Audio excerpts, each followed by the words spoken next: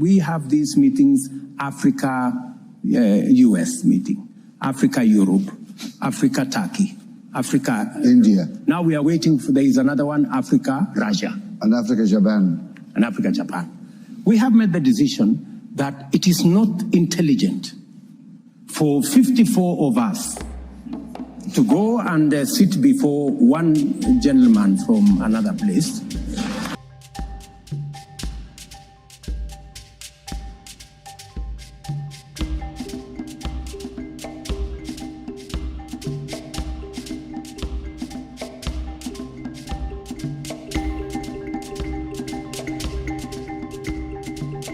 Them standing. No. Sit down, guys.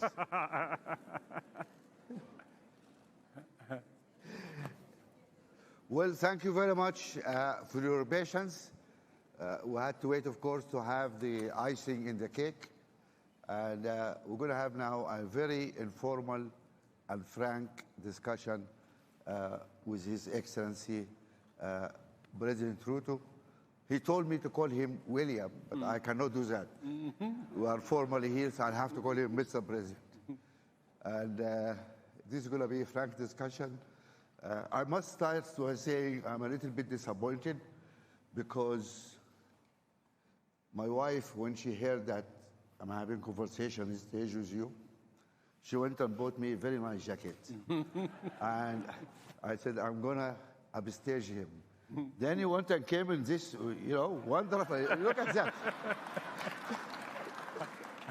I mean, anyway, so it didn't work. Right. To really start, I have really three sets of questions. Some of them are global. Maybe before you start more, Please. You just said I said you should call me William, and you refused. Let me tell you of another incident. Yeah. I called the Secretary General of the UN, Guterres. So I kept on telling him, "Oh, Your Excellency, Your Excellency," and then he told me, "Please, you have to stop calling me Your Excellency. Call me Antonio. Otherwise, I will also begin to call you Your Majesty." So I stopped. So nowadays call him Antonio. Yeah. Still, I'm going to call you Mr. President. It's not appropriate. We are in Kenya and we are in a formal meeting, and I believe it's live on TV, I think. So that doesn't, it should not be right. So I was just saying that we're going to talk about some global issues. As you know, most of our session today, or the whole conference, was about Africa and the world, our issue. And there were some wonderful speakers, amazing people, really. And I'm going to send you, I know you had other commitments, you wanted to come, but you couldn't. I'm going to send you the videos of these conversations because it's really good and useful. Then we're going to talk about the region, and then maybe a little bit about Kenya. So that's how we proceed, if you will. Now, you had been outspoken, traveled, and you make a statement about the global orders, about the debt, etc. Can you please tell us what is wrong with this architecture, the global architecture we feel, especially the financial architecture? What's wrong? Why are you unhappy with it? Well, first, you must understand that the current global financial system was set up against a certain context. Yeah. That context has since significantly changed. And therefore, it is struggling. The current financial system is struggling to respond to the challenges of the moment. Yeah. Countries, the whole system was set up around overseas development assistance, a financial system that was focused on prescription from the World Bank, IMF, and the institution. And sometimes those prescriptions went the wrong way. There wasn't room for emerging frontier new ideas on how to finance development. And as a result, you find that the system has not responded to frontier economies, emerging economies. A case, for example, is what happened in Greece. Yeah. It tells you there is something fundamentally faulty with the current financial system. While it is true that you can get overseas development assistance at 0.5%, concessional facilities at 0.5, whatever, but when you need real development resources, you have to go to the global financial market because you want to run your own development the way you know how. You end up with 10%, 12%, 15%, and it becomes impossible. It becomes impossible to finance any meaningful development, meaning that from the beginning, from where I sit, from the beginning, the current international financial architecture is, to put it bluntly, rigged against those of us in the global south, because we cannot meaningfully address our development needs using the financial resources from this architecture. The message from our panelists and eminent economists and wonderful people here was very clear. This cannot work. The rich borrow very cheaply. The poor pay incredible. I describe it as, mafia type of rate of interest. And it's ridiculous how you do that. And the rating agencies actually who put us all as sub-investment grade and say, oh, because those guys are risky and fall, blah, blah, blah. They're actually engineering our failure. And just to say, oh, I told you, those guys are risky. Something has to be done there to be sorted out. People were complaining also about the speed of action. Whether it's Greece or Ukraine, money materialized somehow very quickly. Sri Lanka, Zambia, they have been in trouble for a long time. What is happening? Even this SDRs who made a big fuss about it, and it's very little actually, it's not a big deal. It's still stuck in the system, what to do, so this whole system needs really to evolve, and we agree with you. And when you see the debates you had here, that's going to reinforce your message. Besides the financial systems, you are holding, I was surprised actually, you are holding a climate summit here. Oh, you said it. A climate summit here in a few months' time, just a couple of months before COP. Let's be frank. You don't have trust in COP. Why are you having this just 2 months before COP? Because we tell Amina, look, Amina, we don't trust you guys. Where is Amina? Yeah, because in the COP, there's thousands of people go, and then what happens? Then we find the Africans now to have their own summit. And tell us your story. Why you want to have this summit? I don't want to put words in your mouth, please, so you don't get in trouble with her. More, before I answer to the Climate Action Summit, which is going to be between the 4th and the 6th of September, I wouldn't go as far as you said, mafia. I hope not. I hope not. Yeah, you shouldn't. You're a president. I'm not. Yeah. But I would say the following. I would say it is our responsibility. They say it is the wearer who knows where the shoe pinches. Yeah. So it is our responsibility to engineer the debate that will put on the table our perspective, our point of view on what kind of financial architecture, global financial architecture that would work not just for us, but for everybody. Yeah. Because it is true that you cannot continue to have the kind of inequalities that are there in the world, because that is why you have all this migration left, right, and center, and you can never have peace until everybody has peace. Yeah. Therefore, unless and until we have a financial system that works for everybody, that financial system, therefore, does not work for nobody. Yeah. Right? So it is the debate we must have, it's the conversation we must have, and we're not asking for an unreasonable conversation. As I said here yesterday, we are asking for a win-win architecture that brings on board everybody and does not price others using risk. Oh, you know, Africa is risky, or you know, this is risky, or you know. In fact, we can authoritatively say Africa has the highest return of an investment. I don't know how that becomes risky. Let me come back to your climate. to climate. Why you have this climate? We have, as a continent, as people from the global south, we have attended COP 26, 27, and the conversation has been a good conversation. We are focused on adaptation.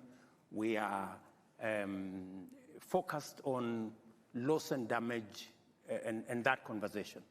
From where I sit, that conversation is structured from somewhere. It is not a conversation that we have generated from our end. We also have ideas on how we can fix this global problem.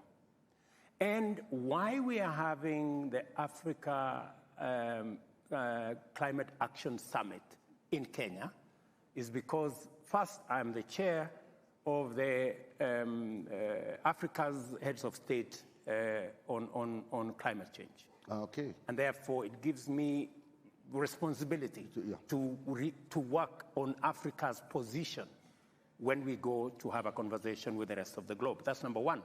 But much more importantly, yes, it's good for us to have a conversation about loss and damage.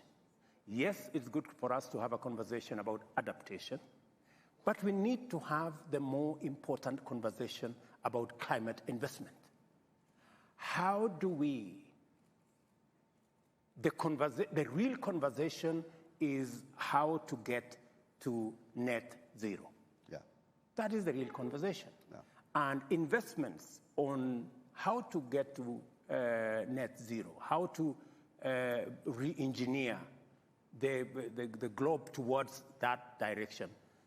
Investments that are being discussed is in the region of 150 trillion US dollars. The only conversation that is being discussed about loss and damage is 100 billion. It is not a tenth. It is not 1%. So we are being consigned to a debate at the corner about loss and damage adaptation, when the real conversation about investment is happening elsewhere. Why we are meeting in Nairobi on the 4th to the 6th of August is because we believe that it is no longer possible to continue to assume that Africa cannot develop and at the same time have resilient, climate-resilient growth. Because for a long time, people thought maybe it is not possible for us to have a conversation about development in Africa and at the same time to have a conversation about climate-resilient development. But science has proved, using technology, it is actually possible today. Because of technology, we can actually have a candid conversation on how to leverage on the huge resources we have in renewable energy. There were people who thought that it is not possible to decarbonize our manufacturing or to green our industrialization using green energy because it was expensive to have panels. It was expensive to have wind technology that could actually harness the huge resources we have in our continent to drive our development. But today, Science and technology has proven that it is possible to unlock the huge potential of green energy in our continent, yes, not only to drive the greening of our manufacturing and industrialization in this continent, but in fact, the globe needs the resources we have in this continent. If at all, we have to make serious steps in ensuring that we save the world from fossil fuels. Yeah, but you see, wonderful.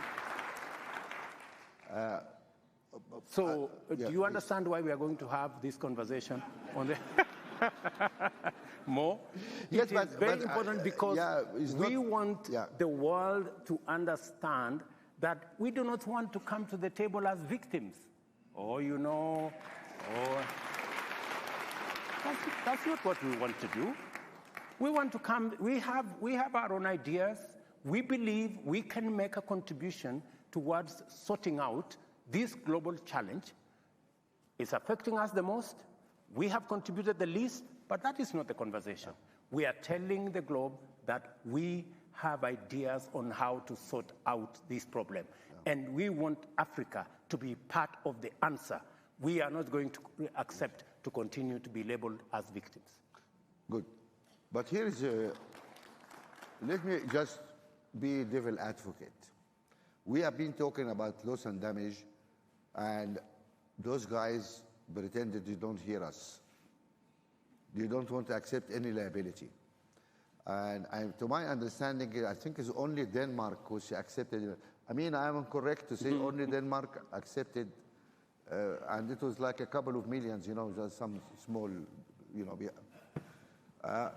those guys refused to accept. Here is another proposal. Okay, you guys keep fighting the loss and damage. I don't believe those people will accept that discussion because they don't want to accept it. Here is another suggestion. Just look at what's happening now.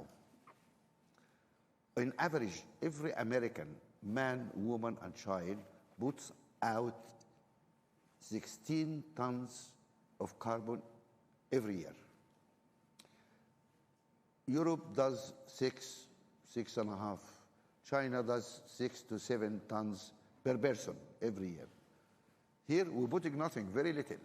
Some of us put half ton, some put 1 ton. South Africa is the only country in Africa which put something out, which is like 6 or 7, like Europe, or because using a lot of coal. But that's an outlier situation. 53 countries were not putting anything. How about this argument? The world today puts out 37 trillion tons every year. And scientists say, no. You should be maximum at something 24 if you want to move towards net zero. If we accept that number, we are 8 billion people on the planet. And if we are all equal, and there is a question here, if our friends accept that we are all equal, but let's assume we are all equal, then every man, woman, child in the world is entitled to 3 tons. How about this assumption? We say, okay, 3 tons is the limit. You guys put out in Europe 6 or 7 tons per head. You need to pay into that trust the excess, 3.5 tons per person, multiply by 450 million, multiply the price per ton, you put this money here. The polluters have to put that money there by international agreement. That is the cost of you. You use something, you pay for it. And everybody understands that.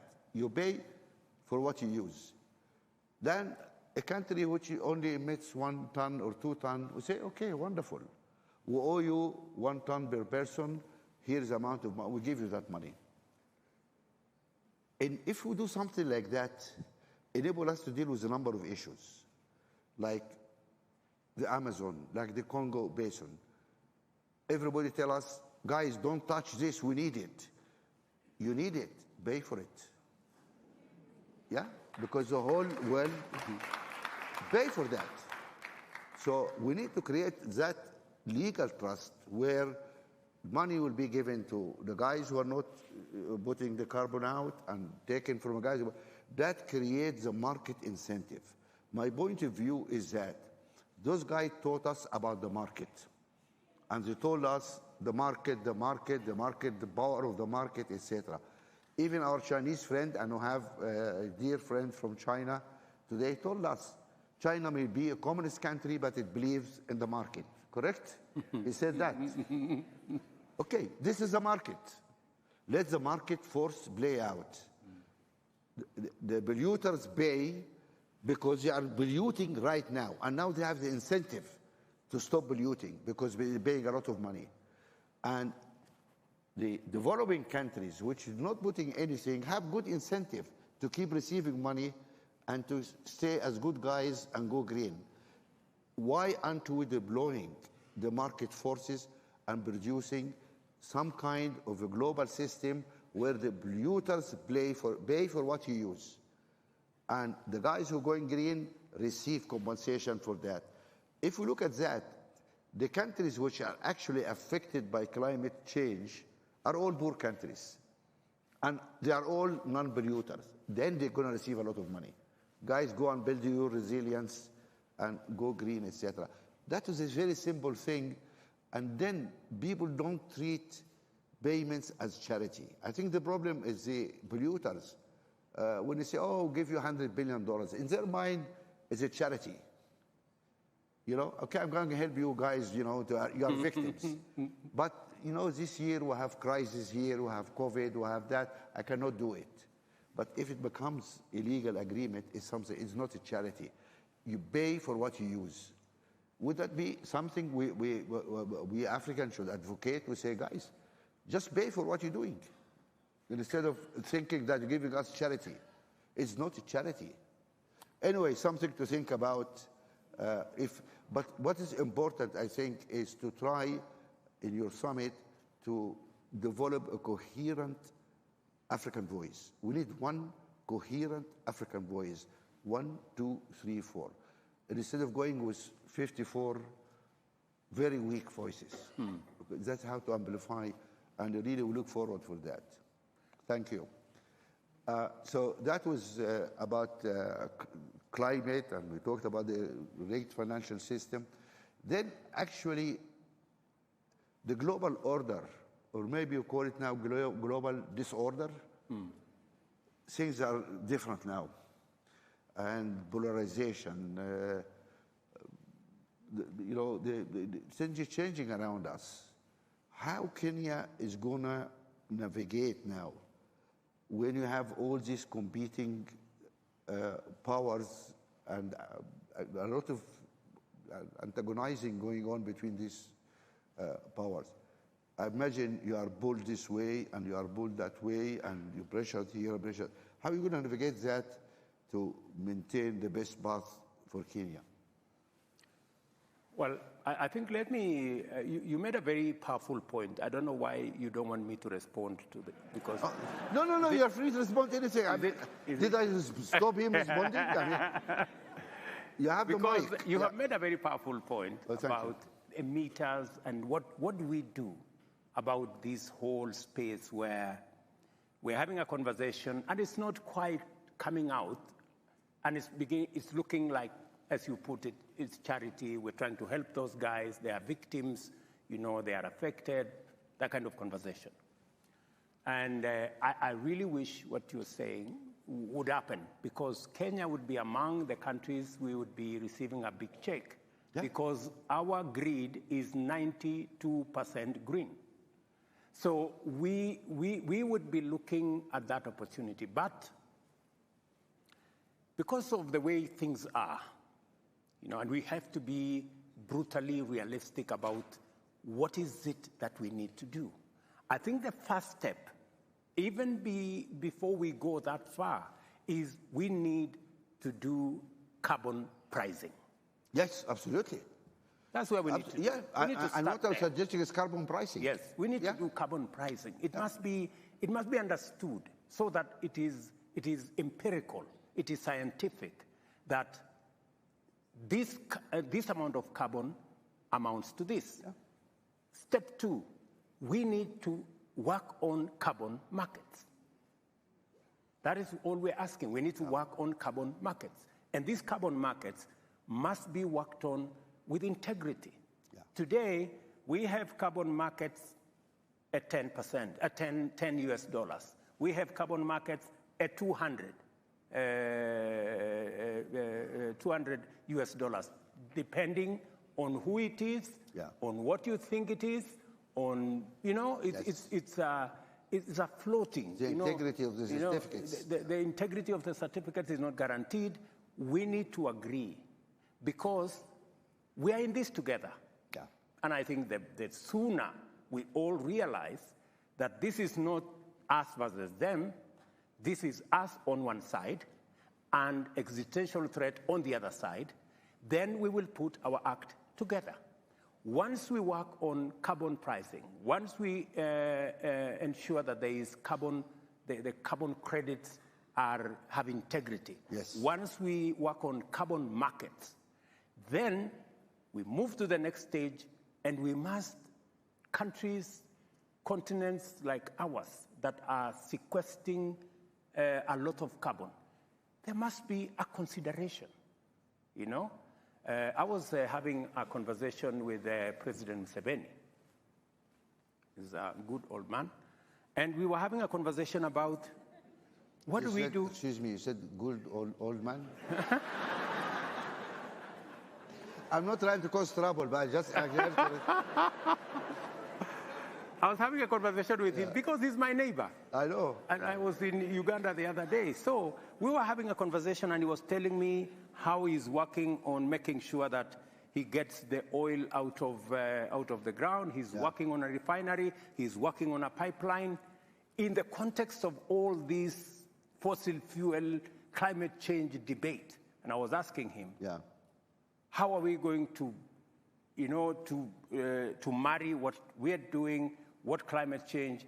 And he was saying, up and until somebody tells him why he cannot use his fossil fuels, and who is going to compensate him for not using his carbon fuel, while others have used theirs and developed their industries, then he will continue until somebody convinces him otherwise. I understand. And I find that conversation, you cannot argue with him.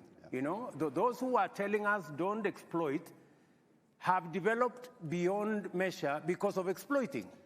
And then, all I'm trying to say more is we seriously must have this conversation.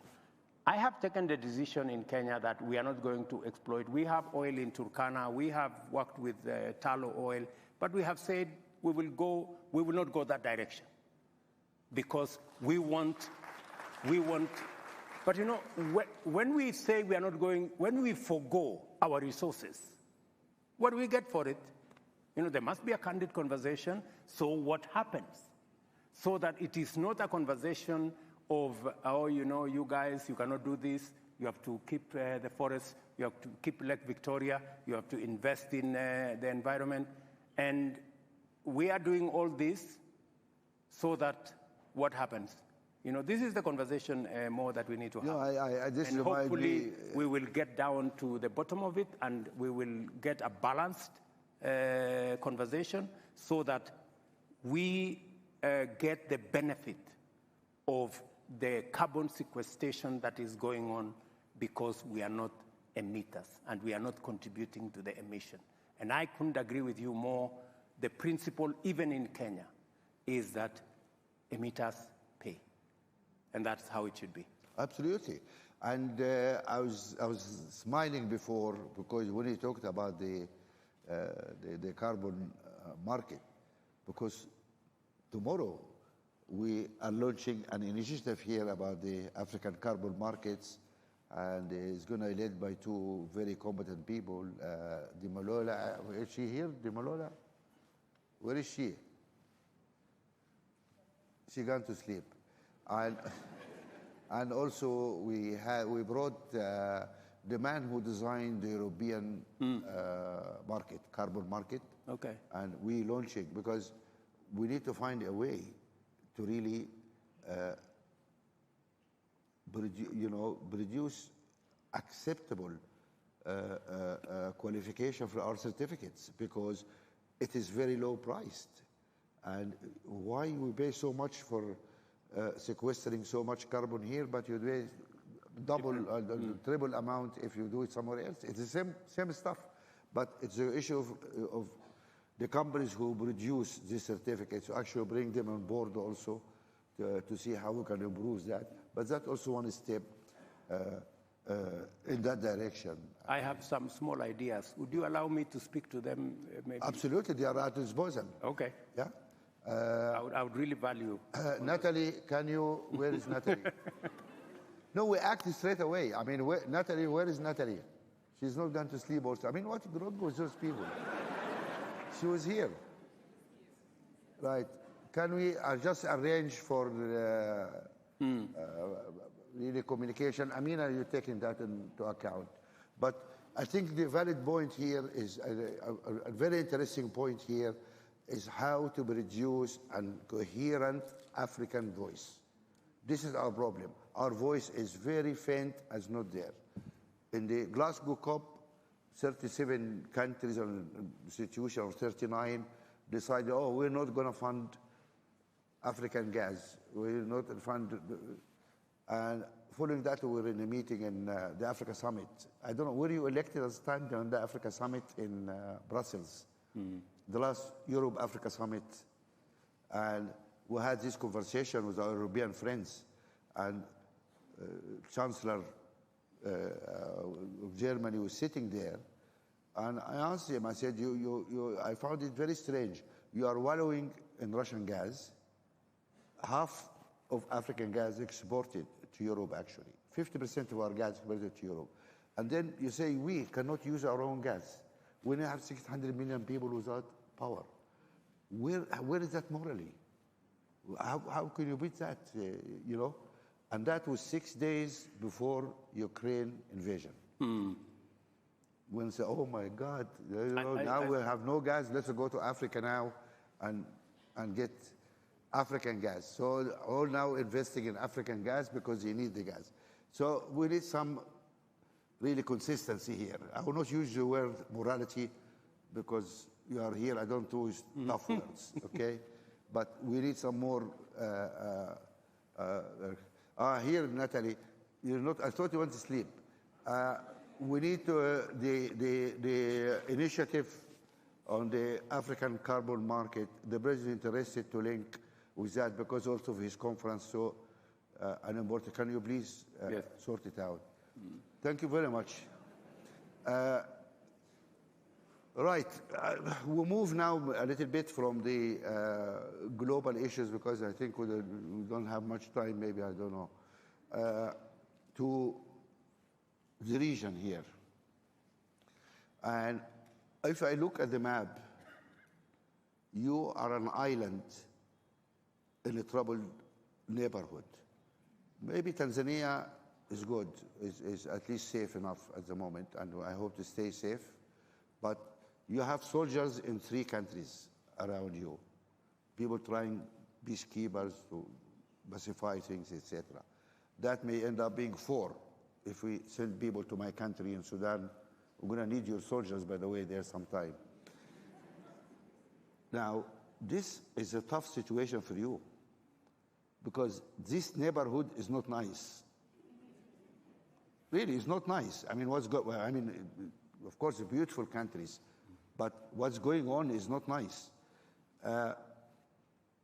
Does Kenya feel a little bit anxious? I mean, with all these things around you in the border, do you feel a little bit insecure here as Kenyan, that with all these crazy guys around us, what's going to happen here?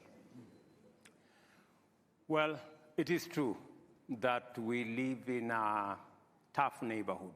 Yeah. Because we have a 1,000-kilometer border with Somalia, which has not had a functional government for 40 years, 30-something years.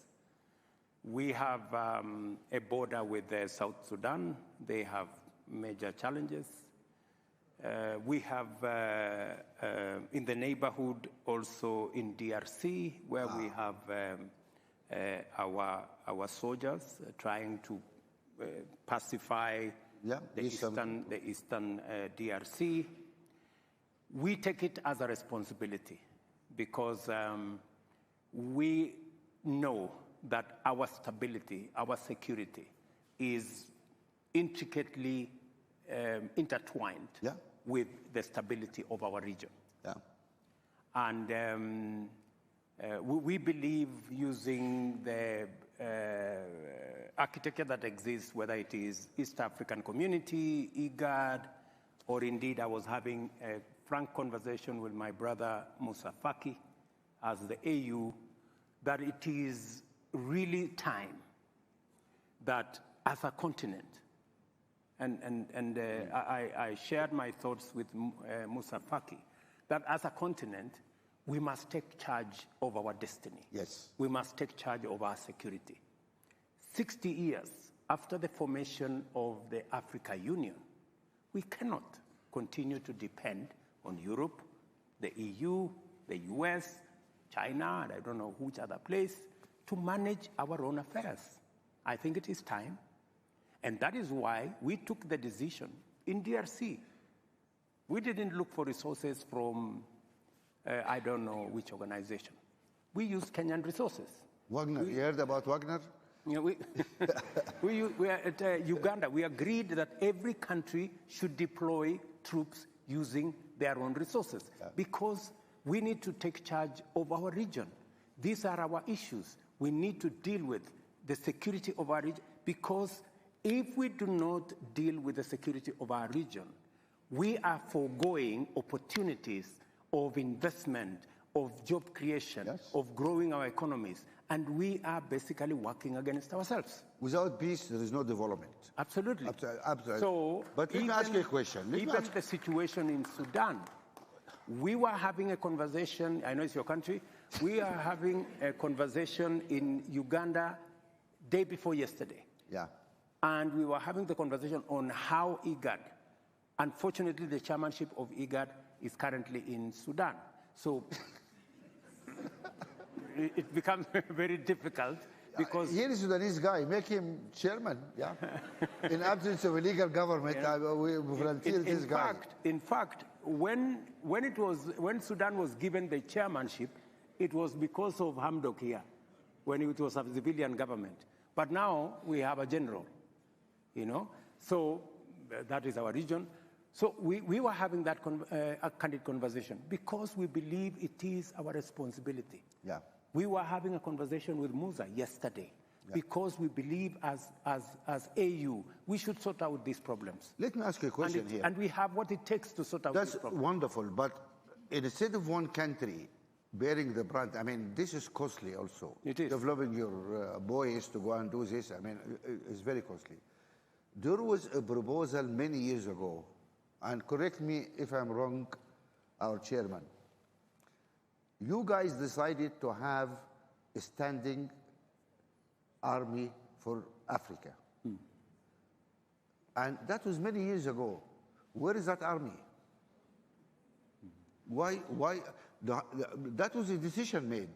People said, look, we need, if there is terrorists took place here, these guys took over this country, we need to have a ready standby force, which ready under the command of the African Union, and it will go and do it. And instead of sitting back, oh, France, come help, Britain, America, come help, why those guys should come and help us? They should not come and fight our wives? They should not come and help It's our own fights. And then we brag. We say we have half the world population in young people. Where are those young people? Go and fight your country, And so maybe we bring you the conversation. My brother Musa, tell us, where is your army? I think we should not disturb Musa. Musa, I perfectly understand. He's your friend. No, he's not. He perfectly understands. We have the wrong architecture in the management of the Africa Union. Yes. Yeah? I'm glad you said that. Yeah, okay, not me. Yeah. Musa Faki, who is the chair of our Africa Union Commission, can do very little because we have retained all the powers as heads of state. Right. And yet, you cannot run one country and run the continent of Africa. Right? We seriously need an interrogation of the management of the Africa Union. Today, we cannot even support Somalia. We are waiting for EU to give us $85 million. $85 million. You know, we cannot fund it as AU. It is stupid. I mean, my brother, it is madness. Yeah. So are you telling me 54 countries, 60 years after independence, they cannot manage 85 million to sort out Somalia, which has no government? Right? Let me. I just want to ask him. Sorry, I want to ask you a question. He's my brother, but we need to talk frankly. How many African countries did not pay their dues this year? Please tell us. Don't name, but tell us how many. How many countries did not pay their contribution? The contribution this year. The majority paid. Majority paid. This is the answer of a diplomat. Yeah, let us not put Musa in trouble. No, but these are facts. It's not. I mean, I'm not naming countries. I'm saying African countries do not respect their own union.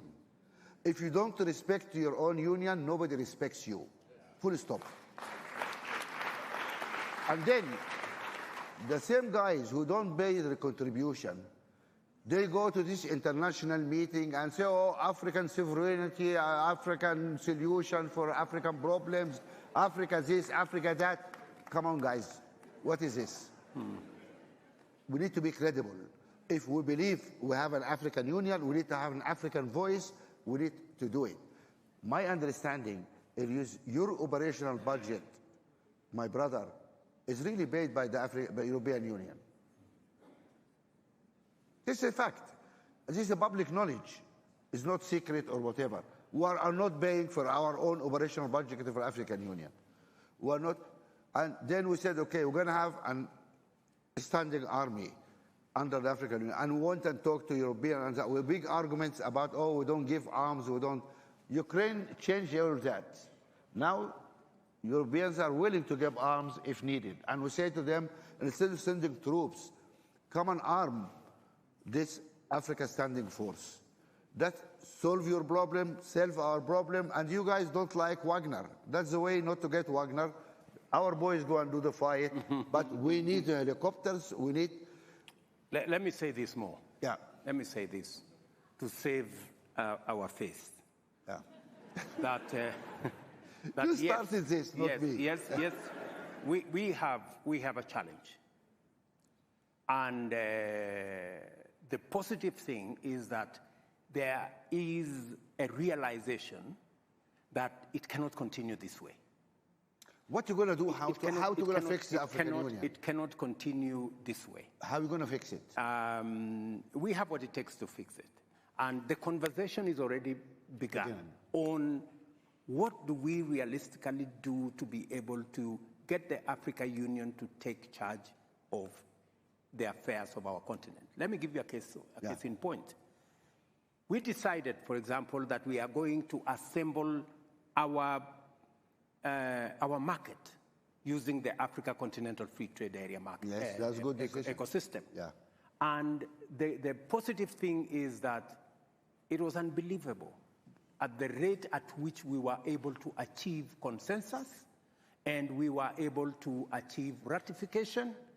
And I want to tell you, it is among the things that happened in the shortest time possible. It tells you there is greater realization that unless we act in concert, unless we act together, we are unlikely to make any impact anywhere. How many African presidents are on board? We have, at least on the market issue, we have put that together. There is a debate that is going to evolve. Like, for example, we have also decided that it will not going to be business as usual. We have these meetings, Africa, US meeting, Africa, Europe, Africa, Turkey, Africa, India. Now we are waiting for, there is another one, Africa, Russia. And Africa, Japan. And Africa, Japan. We have made the decision that it is not intelligent for 54 of us to go and sit before one gentleman from another place. And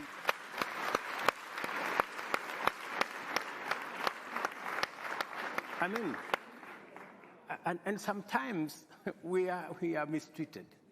Yeah. You know, we are loaded into buses like school kids. You know, and it's not right. Well, you are summoned. You know, it's not right. So the decision that we have made as AU is that going forward, if there is going to be a discussion between Africa and any other country, we are going to be represented by the chair, the outgoing chair, the bureau. Chair of the commission and, or the chair and the chair of the Rex, and we have 5 Rex. That should be sufficient for, I mean, a meeting of maybe 6, 7. Yeah. That should be able to represent Africa. And that is the position I am taking as the president of Kenya. For any other meeting that we are going to have with all these requests that we have a meeting between Africa and one other country. We respect the sovereignty of others. I think to ask for reciprocation is not to ask for too much. No. And for us to agree that let us have this kind of setup. The only, because I had a conversation with President Kagame, and he actually led that particular position. I have had a conversation with Prime Minister Abiy. He believes very strongly that that should be the position of our continent. Because, as you have said, if we don't respect ourselves, nobody is going to respect us.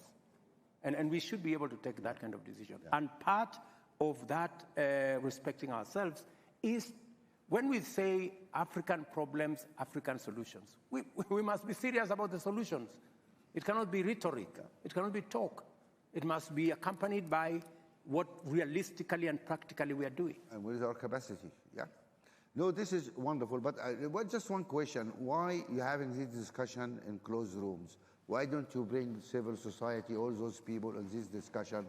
Because we can also put pressure on our leaders or whatever to behave in a better way.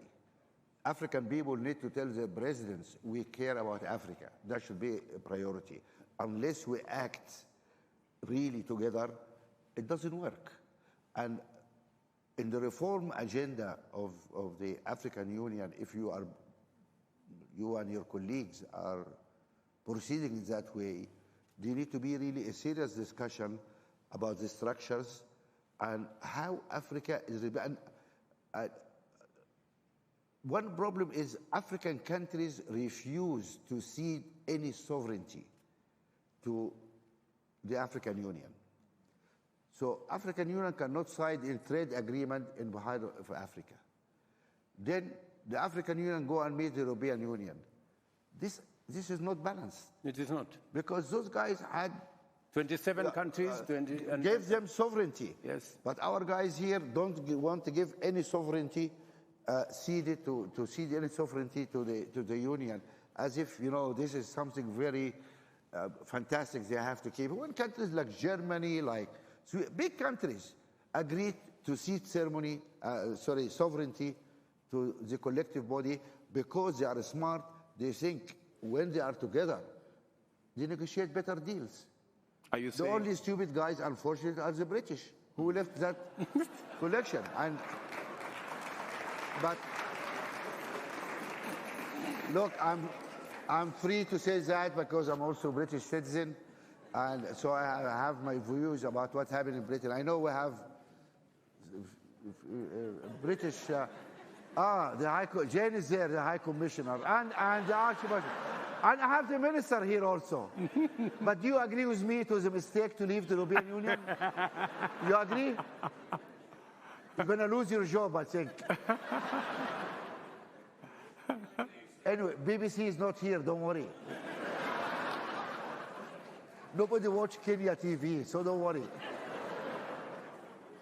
Anyway, so no, it's not a joke. I mean, it is truth. I mean, it is a mistake. Together, we're stronger. We do things better. And that's what we need the African people to press their governments. We need to be stronger. We need to have our union. We need to cede some of our sovereignty for the African Union. I'm not losing sovereignty because our collective sovereignty is huge. Is huge. Then we are somebody which can be respected around the world. We go out there in Europe, oh, we Africans, we African. I want to ask you, what do you mean you are Africans? You are South African, you're Nigerian, what do you mean you are Africans? Where is your government? What decisions you are able to make? What is Africa? Unless we have an African Union and a joint, a will, and then it doesn't work. So you made commitments now in front of all these people who are going to fight for that case. Is that correct? You have my commitment, and not just me, by the way. I think a critical mass of African readers is building on how we should act together. I told you this particular position of consolidating what we need to do and how we need to engage with the rest of the world was actually driven by President Kagame. Excellent. We've talked with many other heads of state, and I think there is a critical mass emerging that we need to act differently. We need to work smart. Let me tell you of an unfortunate situation. I visited one of the countries, I don't want to say which one, and we were having a conversation about the economic partnership agreement between EAC and the EU. Yeah. The EU, 27 countries, 520 million people have agreed on what we need to do. EAC, we are sizable, 170 million people. Then one country, and I don't want to say which one, refused to sign. So he said, no, we need to teach these people some lesson. So I'm listening. Your country has 11 million people. What are you going to Now we know the country.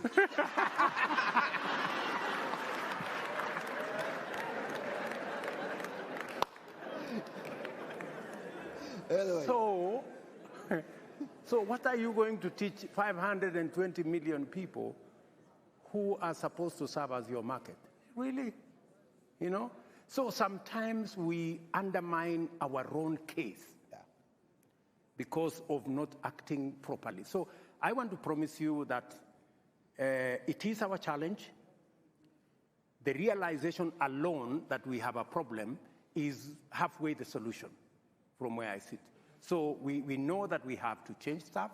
We know that we have to act in a manner that makes sure that we secure our interests, because the whole discussion, the whole discourse is about interests. What is our interest? How do we protect our interests? Because everybody protects theirs. Yeah. So this is awakening, and I think the engagement of Africa with the rest of the globe is going to change. That is why, for example, we are having the Climate Action Summit, because we want to go to the UN. We want to come to the UN General Assembly. We want to go to COP28 with an African consolidated position, speaking with one voice, the whole lot of us, so that people can know we know what we want, and we will not back down. This is wonderful. If any value to this discussion is, I think we reached some interesting commitment from the president here. No, it's useful, the commitment made by the president. My only suggestion is that mobilize the people, have trust in the people, because the pressure from the people can help produce. Get the civil society into your summit. Get them to press their governments to really to move behind you in this agenda, because that has to happen. And until you get the people behind you, everybody will drag their feet. And that's the history of Africa. I agree with you 100% that we need to mobilize the people to be with us, to share the vision with us. to agree with us on the paradigm shift in what we need to do. Yeah, we need I agree with you. The civil society have a big role to play because they can do sometimes what governments cannot do. Yeah. And even in Kenya, we have a robust civil society. They have made a huge contribution to who we are today. Yeah. Sometimes as governments we agree with them, sometimes we don't agree with them, but that is the nature of life. All I ask of our good friends in the civil society space, including you, Mo, is always to look out for the interests of the people of our continent, and not sometimes to play to the gallery of the people who pay your check.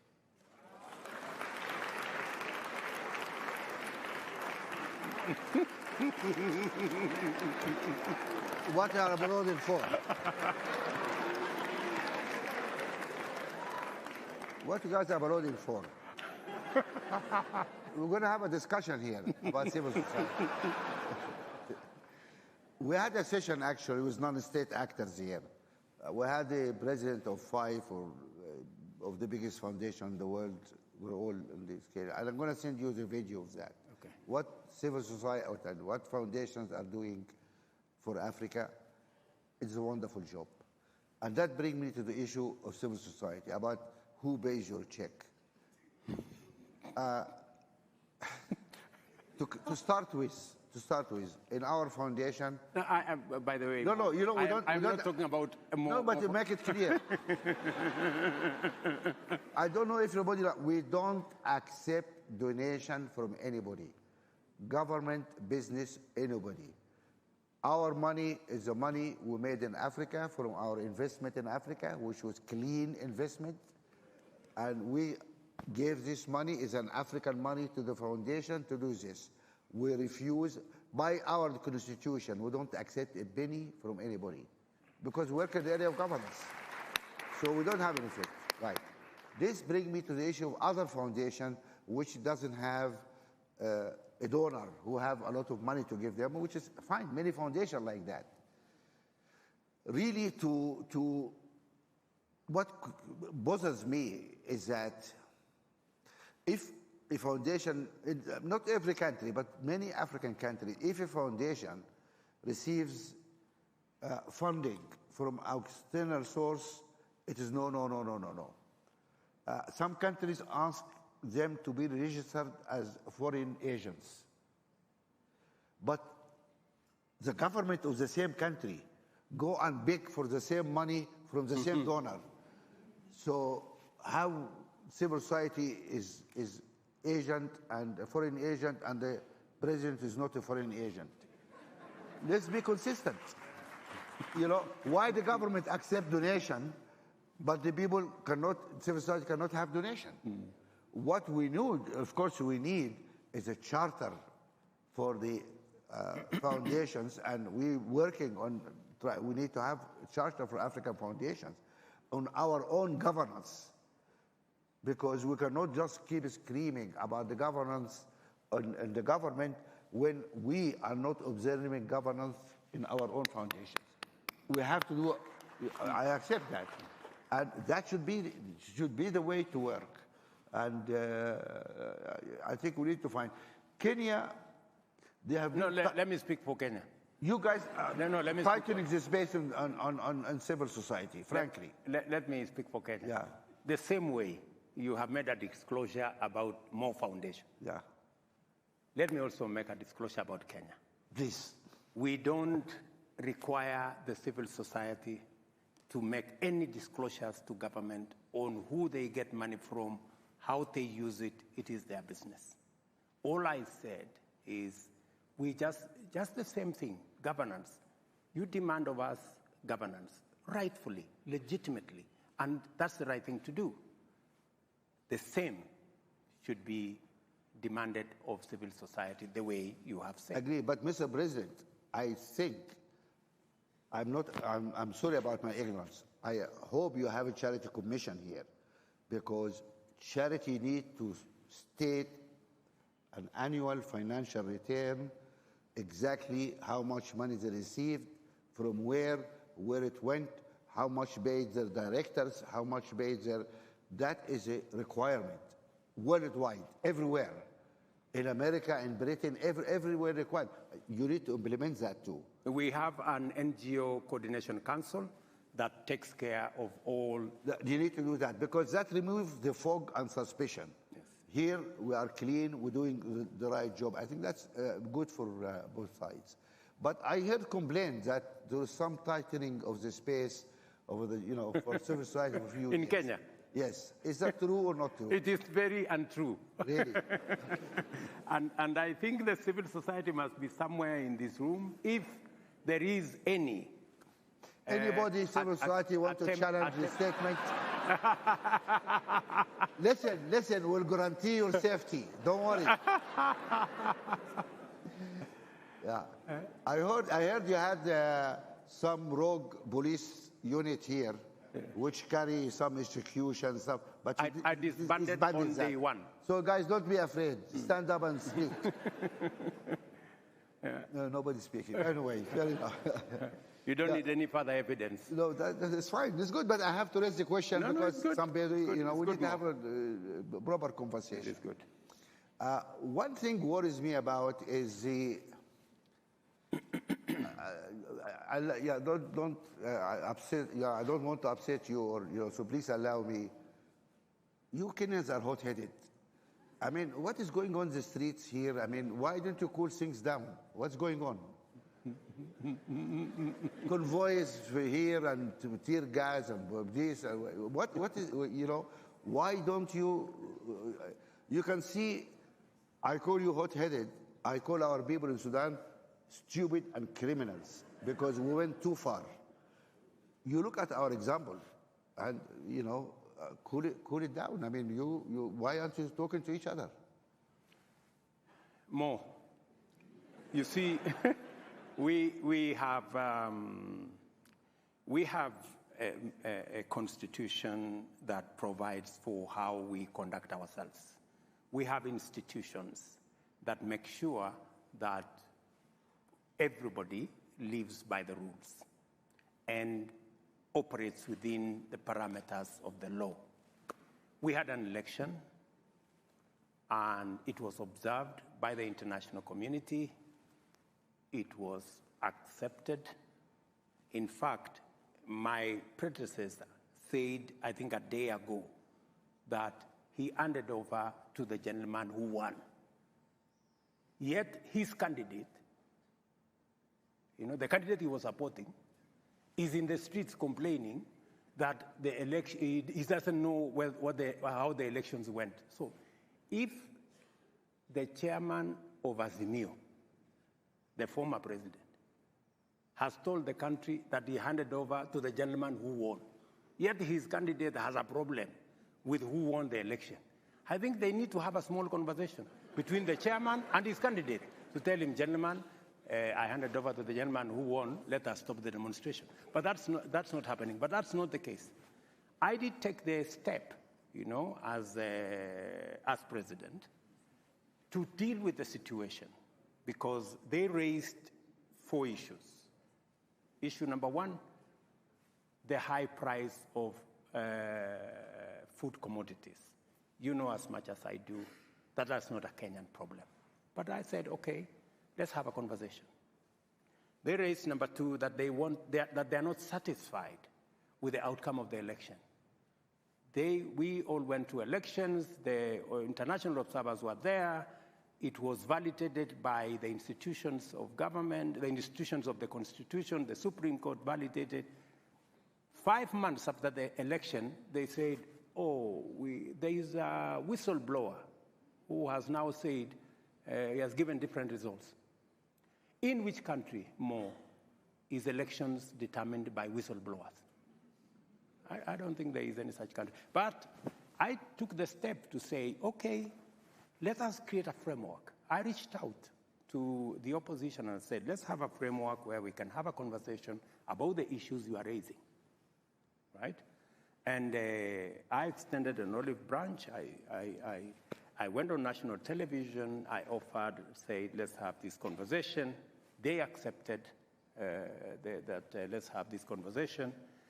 And before the conversation could start, they said, no, we don't think you are sincere.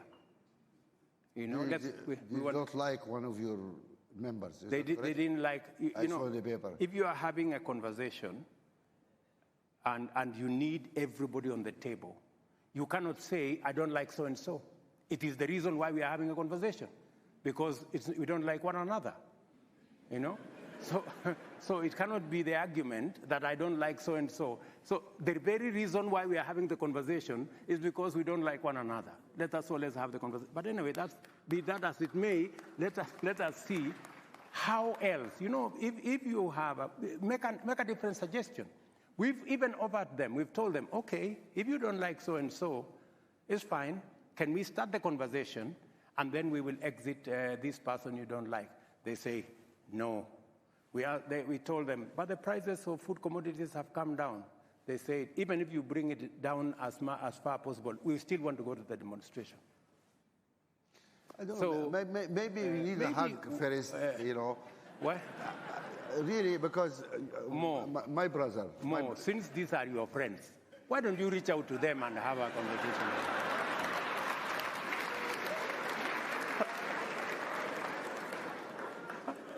You are all my friends. yes, we are. You are my friend, and Uhuru's my friend, and Raila's my friend. Correct. We're all brothers. Correct. Okay? I already reached to our brother Raila, and I'm inviting him to come and have lunch. I said I'm going to buy him a great lunch. Please. To come. I don't think I don't know where is he. I haven't got confirmation yet. Because I would like to meet him. Uhuru, my other brother, unfortunately, he's changed his mobile number. I cannot reach him. So if he hears us here, Uhuru, give me a call. Yeah. No, because we need just to talk I will as look brothers. for his new number and give you. You have his number? I will get you it. are friends then. Yeah. No, because to be honest, and please forgive me, I'm not a Kenyan, but maybe it's much easier for me to say this because I'm not party to what's going on here. Please, guys, you have kids need education, you have people need food, you have jobs, you have a lot of issues important here. All this is hot air and squabbling or personal. Let us work for Kenyan people. Absolutely. So just fairness, I'm not party to any of this, you know, but we need to find a way to really hug and talk. That is, I saw the Archbishop of Canterbury is here. Is he sitting here? You have a job here to do. I mean, and he's the our Archbishop, friend. that's your job. You need to go and get people, hug them, and, you know, do a prayer or something. I mean, come on. Yes. Is that a reasonable request?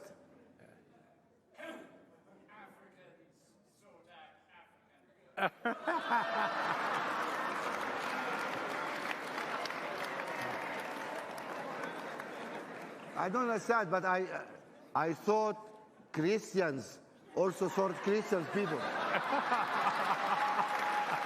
This is your flock, isn't it? Anyway. Well, I see you are running and out of time. Actually, yeah. One of my competitors is actually an Anglican. So I think the Bishop of Canterbury can do a very good job there. When you come for lunch with us, join us for lunch. Maybe you can, you know, start a conversation. And you can start with the prayer. Anyway, we try.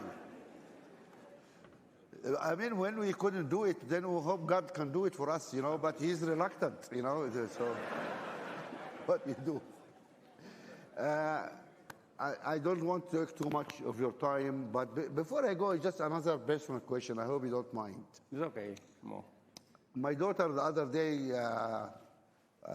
you know, she told me, do you mind if I call myself first daughter? And I said, what is first daughter? She said, oh, you're going to meet President Ruto? I said, yes. She will ask him, what's it first daughter? What is this first daughter thing? Do you have a first daughter? I think, Mo, you are harassing me. I'm not harassing you.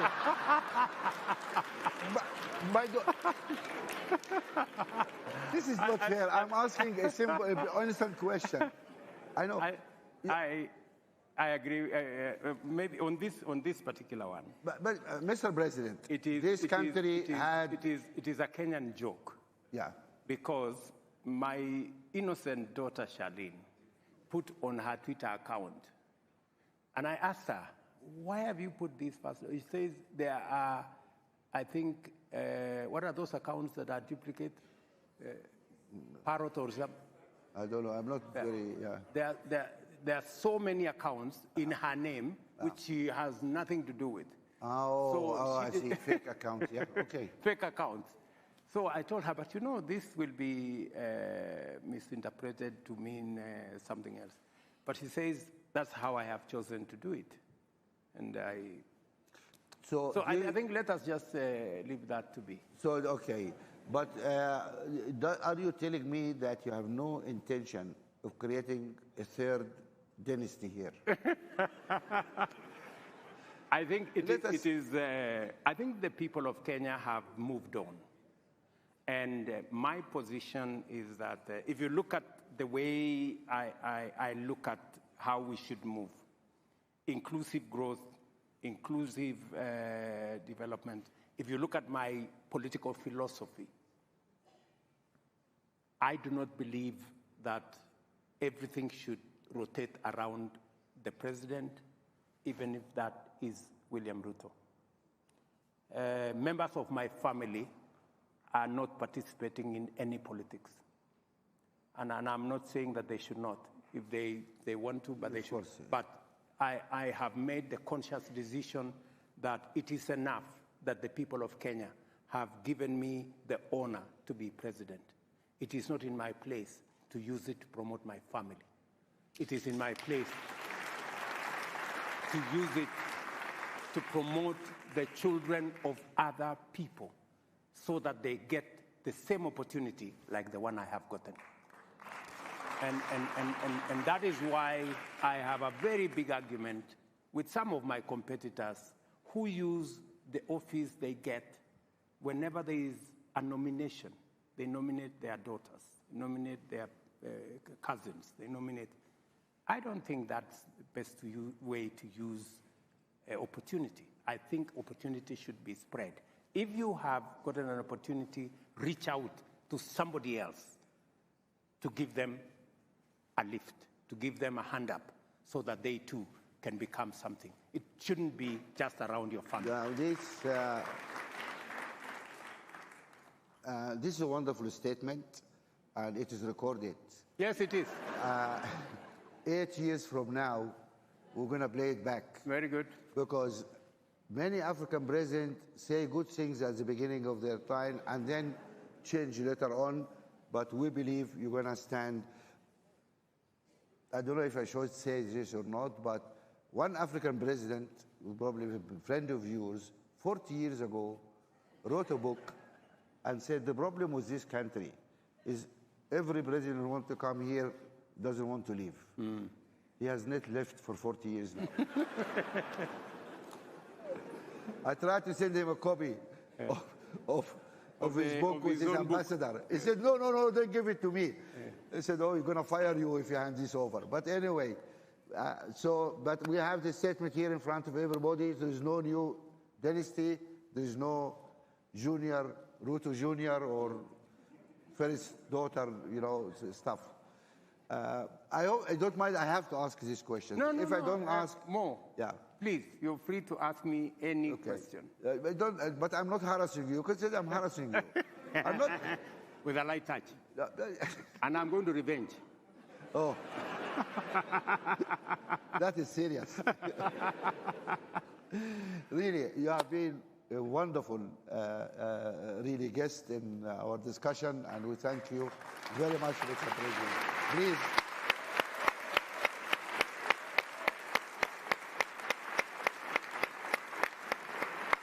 Thank you. Thank you very much. You have been wonderful. Thank you. Really. Thank you. Thank you. I think people love that. Thank you. Thank you very much.